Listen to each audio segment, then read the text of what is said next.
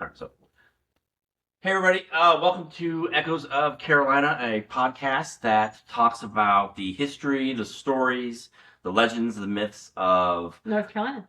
and South Carolina, and maybe beyond. Welcome in. I'm Joe, I'm Amanda. and this is our pilot episode. So let's see how this goes. So today we are going to talk about um, probably the most famous pirate in at least North Carolina, because of all the operations he did in this part of the country. And maybe possibly most well-known pirate in the world outside of guys like Jack Sparrow and One-Eyed Willie, which obviously are fictional. That's Blackbeard, right? Or Edward Teach, as some of you may know him. So what we're going to do is we're going to look at kind of a brief history of his life. We're going to look at some of the legends and the myths about Blackbeard. Right. And then we're also going to look at why his legacy, why he is so important, or why he really still matters. And we'll do a little Q&A there towards the end, and we'll just go from there. So Blackbeard, or Edward Teach, or maybe Edward Thatch, or Thack, we're not quite sure. Everything we know about him, or at least most things that we do know about him, come from this book, right? It's called A General History of the Pirates, and it's written by a guy named Charles Johnson back in the 18th century. It's a primary document, and it chronicles a lot of the pirates in the golden age of piracy, guys like Blackbeard, Charles Vane, Anne Bonny, she's my favorite, Right. Mary Read, and all of those guys. And that's where we get a lot of our information. But we're not really quite sure if it's all accurate No, because because there's different places. He's located at different places. right, and there's a lot of like legends and there's a lot of like stories that come out from this book that it's hard to um to figure out if it's real or not. Okay. So what we do know is Edward Teach, aka Blackbeard, he was a pirate. He operated off of North Carolina, as well as the Caribbean. But what we are starting off with, interestingly enough, is his birthplace. Conventional wisdom, Amanda, says that he's from Bristol, England. But he's not. Well, we don't know that, but we do know that there is a lot of questions about that. He's probably from Bristol, England. Some places, some people tell you that maybe he's from North Carolina, but recently, there's some historians that say differently. From Gers Creek, actually. Small town. That's your area, Yes. right? That's your Yes. stomping ground. Yes. So tell us all about that. So this guy named Mike Heltzler, he believes that it's pretty much buried in records that his name actually was Edward Beard. Not Edward Teach. Not Edward Teach. Edward Okay. Beard. Edward Beard. And his Edward Teach is pretty much an alias, because he wants to protect his actual family, because his brother and his dad were pirates, According to Heisler. according to her, Okay. and some of the documents that they have. That's a pretty bold claim, right? I mean, Yeah, I mean, in his book, he talks about it. He shows court documents, tax rolls, early land grants. There are many pointing back to the Beard Plantation. Beard Plantation. Yeah, so he was on a plantation. So that's interesting. Mhm. So when you think about plantations in the southern colonies in the 18th century, you're automatically going to think about things like slavery. So if this is true, Hey, you could own a couple. he maybe did. Maybe yeah. Wow. I mean, maybe was Blackbeard's family then, or I should say Edward Beard's family, slave owners? He doesn't really go into that, though. No, it doesn't. No, he doesn't talk about them being slave owners. He just talks about how they that his dad and his brother were pirates. Okay. And that he was trying to take off, like, basically take a load off of them. and became. But it also states, I think I read somewhere where he's trying to paint Blackbeard not as this old like pirate, but like a 15-year-old boy. The guy is. Yeah, the Heitzler. Yes. Right. Because he doesn't think that he doesn't think that he was that type of pirate that looked Interesting. Yeah. That's pretty bold.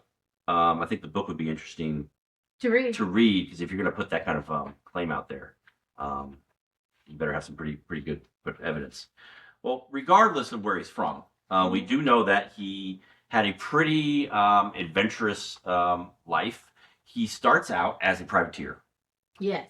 Right. So a privateer for the British Navy, and we think we probably he fought in Queen Anne's War against the French, and after these wars, these privateers, right, these legal pirates, once the war ends, you don't have a lot to do. You're in this area of the world, and you've got a couple options. You can go work for the Royal Navy, which, from what I understand, was an absolute horrible thing to do. Just the way they were treated and the way that the conditions were really bad.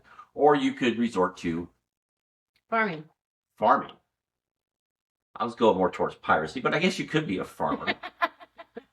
Blackbeard the farmer. That's an interesting thought. This guy thinks he was. You're right. Okay, folks, there he goes. Blackbeard the farmer. Okay. But there's some things that he did not have. He did not have. Well, we're going to talk about all that. Let's not spoil anything yet. So, according to Charles Johnson, right, the only real document that we have, the book about Blackbeard, is after he in some time he gets in the leagues with Benjamin Hornigold, who is a pirate. Becomes part of his crew, and he rises through the ranks. Eventually, Hornigold gets him a ship. He takes over that ship he wasn't the captain. The captain at the time was Stede Bonnet, who they consider the gentleman pirate. Gentleman because he was like really well off, kind of high to do in English society, and he decided to become a pirate. Hey, you do you, right? But the lure of the sea and I guess the lure of the freedom was better than having money in colonial England. Basically, Blackbeard takes the ship over and says, listen, you should be part of my crew. You should be captaining. I should be captaining. And he goes and he captures this ship, this French slave ship, and he renames it the Queen Anne's Revenge. And that becomes his flagship, right? And he's only a pirate for a couple of years. I think a lot of people don't understand that these guys didn't operate very long, right? It was a high risk, high reward life, right? I mean, The risk is death, pretty much at the end of a noose. And a lot of riches. But in between then, if you were decent at what you did as a pirate, you had a lot, you got money, you got some kind of infamy, and things like that. So he operates off the North Carolina coast, and we're going to go into why he does that here in a minute. He's offered a pardon later on. Because piracy is getting so bad in the Caribbean and in the North Atlantic, or not the North Atlantic, I'm sorry, on the eastern seaboard, and he takes it. He takes the pardon for him and his crew. But before he does that, he runs his ship, his flagship, the Queen Anne's Revenge, aground in Ocracoke Inlet, right off the coast. Oh, right off the coast. Yeah. And they don't know why he did it. They think maybe he did it because he has a lot of treasure, and he only wants like certain people to have access to that. So less people, more treasure for everybody. So what area that's not. And then they don't really know. They don't know why he ran his ship aground. He ran that one and another one aground. He spends a lot of time in Bath, North Carolina, which we visited. Yeah. And he takes the pardon, gets out of piracy for a little while. Now, according to a general history, Charles Johnson says Blackbeard does that to buy himself some time, to make sure things are favorable before he goes back to piracy. Because he doesn't go back, doesn't he? He gets married. Well, okay, so we're going to talk about that too. He does get married. Yeah. Yes, he does. We're going to talk about that here in a minute. But he does go back. He goes back to piracy. He goes back to his old ways on a different ship. Remember, the Queen Anne's Revenge is gone, right? At the bottom of the ocean. Not to be found until like 1996. They actually found it off the coast. And Governor Spotswood at the time I think Spotswood, yeah. He's like, I had enough. And he sends this huge, like, pirate hunting party out after Blackbeard. And one of the guys who's involved with that, his guy's name's Robert Maynard. And they set a trap for Blackbeard in an inlet off North Carolina coast. And then they kind of surround him and trap him. Mm-hmm. And this enormous battle ensues where eventually, after 20 stab wounds and 5 shots, like 5, not bullets, but musket balls, Blackbeard finally dies. Right? They hate him so much. They pretty much suck at shooting. Well, no, they have him 5 times. Well, they didn't hit him. I mean, maybe they didn't hit him right, but they needed a better target practice. Well, I guess they used him. He didn't do good there. Following his death, they cut his head off because why not? And from what they say, Maynard puts his head on like the tip of the ship for everybody to see.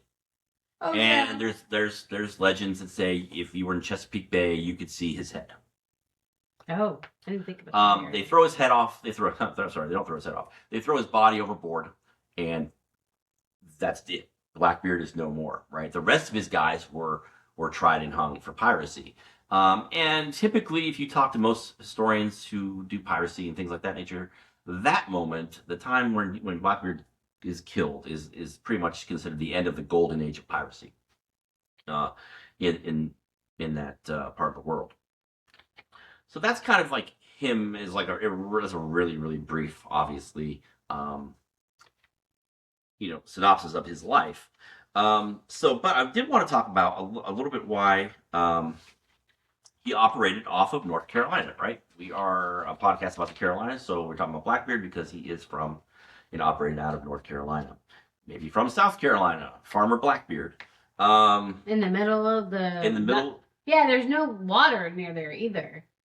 Well, I mean, yeah, I guess right. It's not really that close. No, you're not near the ocean. You're not near anything. I think the closest lake you have is Lake Marion. But that's not even connected to the ocean, so... Yeah, interesting. Really inland. I think we should read the book. It'll be fascinating to see what he comes up with. Just saying. So... Can't be a pirate on the land. You mean land pirate? That's why he's a farmer. He's a land lover. There you go, right?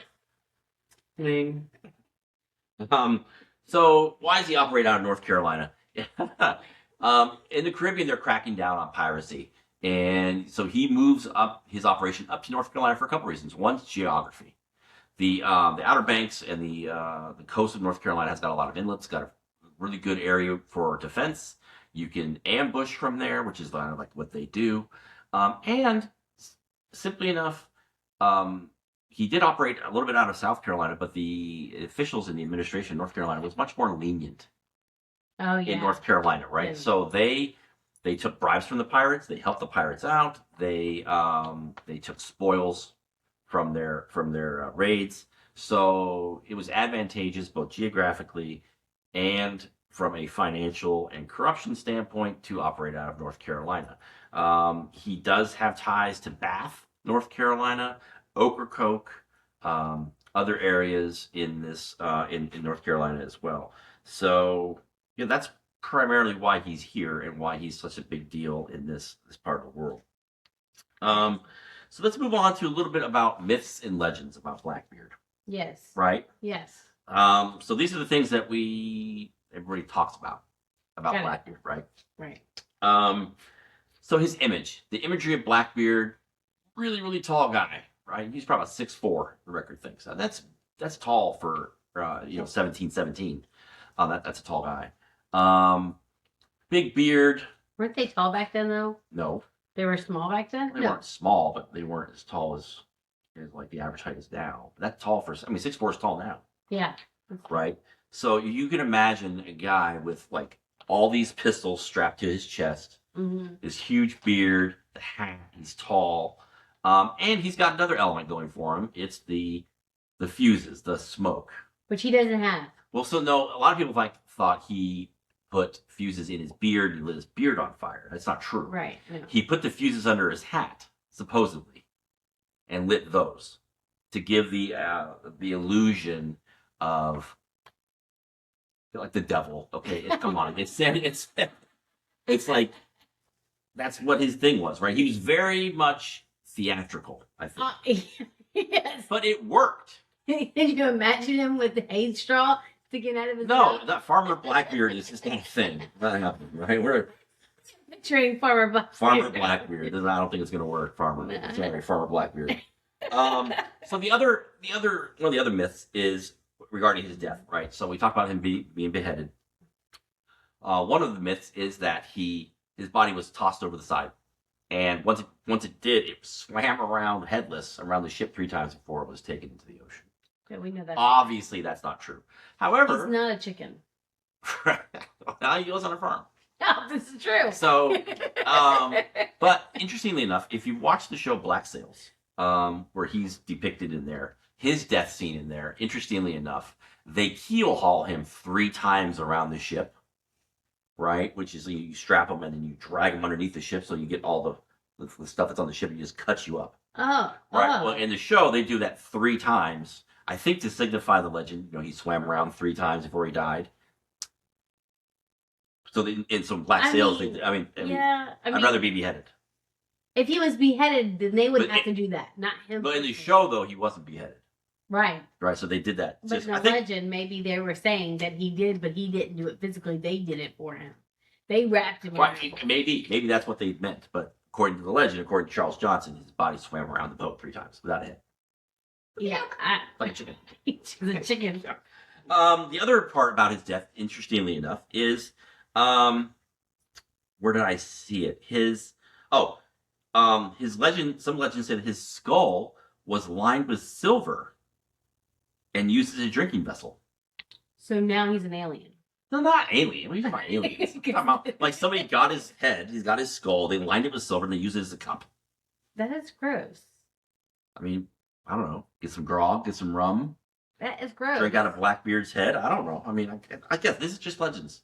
Okay. Well, so that has to be a wrong thing too. Oh, I'm pretty sure. But again, this is what we talk about, right? I mean, especially if it's on top of the pole. Obviously, it wasn't on top of the pole. Okay, you're funny. And then the other myth is about something all pirates are associated with, and that is treasure. He didn't have treasure. Well, now, he's poor. Well, a lot of pirates. Of course, there's always like, well, it's pirate treasure. Most of the pirates, when they got anything, they got any kind of wealth, they spent it. Yeah. They spent it on drinking. They spent it on women. They spent it on a whole bunch of things. But the legend is that he does have a considerable buried treasure, and that people are still looking for it. And according to Charles Johnson in General History, according to Blackbeard, the only people who know where the treasure is him and the devil. Maybe it's on the farm. Maybe it is in the farm. But they said some of the local places that they think it may be is on Cayman Brac, maybe possibly at the bottom of the ocean, or in Ocracoke Inlet, which I know that there's been a lot of investigation into those areas to find the treasure. Who wouldn't want to find Blackbeard's treasure? Hey, we should go check it out. And you got a farm to go to? Well, we Go can till go it up? We can totally go to Goose Creek, where this guy says his home is, and go there. Hey, it's only about 3 hours from here, right? Yeah, so there you go. So why did we talk about Blackbeard? Why is somebody who was a pretty horrible person? Are you sure he was purple though? Well, if he was a pirate, All of them were really horrible. they were pretty bad human beings. I mean, they murdered, they raped, they pillaged, they stole. There wasn't a lot of good in a pirate. Like Hitler. Wow. No, not. Wow, we're going there. Okay, no, not like that. But they're still horrible human beings. That's bad. That's okay. I'm going to shut you down. Okay. So what is his legacy, right? His legacy lives on because, one, he is very famous in popular culture, right? You see him he is probably the most recognizable pirate. He is one of those who, his pirate career only lasts for a couple of years, but his legacy lives on for a long, long time. And whether it's myth, whether it's fact, whether it's a combination of both, which it probably is, we still talk about him, and he's probably, again, like the most recognizable pirate there is. And he was somebody who made a name for himself back in a time when it was kind of hard to stand out like that, right? So I think you got some questions towards the back, maybe I got them. That you came up with. I came up. They should be, well, maybe not. See this, guys. I thought you printed everything. I did print it all.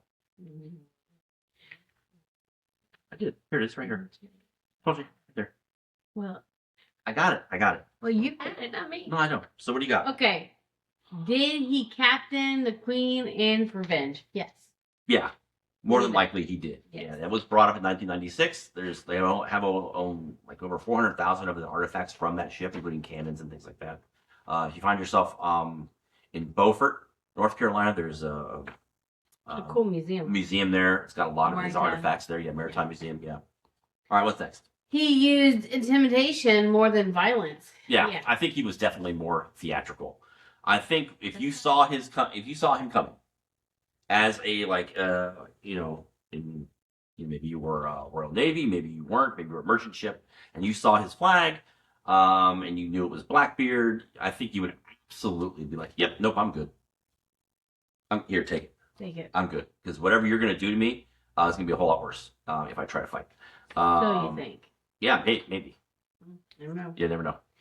Did he set his beard on fire? No. No. Talk about that. But maybe put fuses into his hat and lit those for the effect of smoke and flame.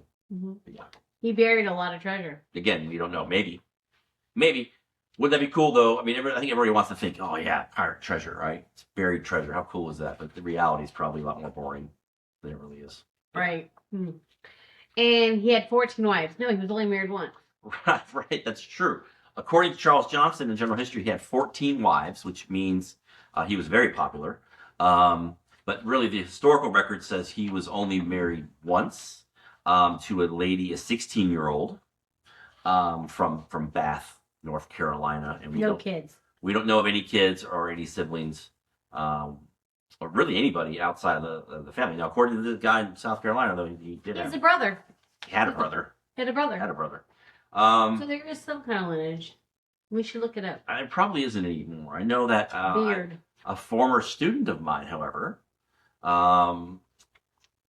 his girlfriend stated she was a descendant of Maynard, who was the guy who killed Blackbeard. Interestingly enough. Yeah. Yeah. So all the way out in Montana. Oh, what? So yeah, that's according to his story and what she says. At first, she was like, "Oh," he had said, "Oh, she's not related to Blackbeard." Like, I don't think so. But he said, "Oh, no, it was the guy who killed Blackbeard, Maynard." Fascinating. Well, listen, thank you guys for joining us. I hope to see you guys for our next episode, which is going to be about ghost ships. It's a little bit spooky, but still kind of maritime themed. And follow, like, subscribe to our Facebook, our Instagram, and our YouTube channel. That we really appreciate that. Until then, have a good one, you guys.